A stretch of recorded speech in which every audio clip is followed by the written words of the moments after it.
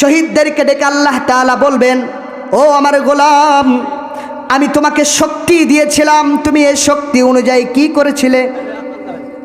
ওই ব্যক্তি বলবেন, মালিক, আমাকে আপনি যে শক্তি দিয়েছিলেন, আমি আপনার জমিনে আপনার দিন কায়েম করতে গিয়ে আপনার দিন প্রতিষ্ঠিত করার জন্য চেষ্টা করেছিলাম, জিহাদ করেছিলাম, যুদ্ধ করেছিলাম। যুদ্ধ করে আমি আপনার বান্দাদের, আমি আপনার জমিনে দিনকে প্রতিষ্ঠিত করার জন্য যুদ্ধ করেছি। অনেক কাফেরকে জাহান্নামে পাঠিয়ে দেওয়ার পরে আমিও শহীদ হয়ে গেছি। আল্লাহ তাআলা বলবেন, কাযাবতা, ও গোলাম, তুমি মিথ্যা বলেছ।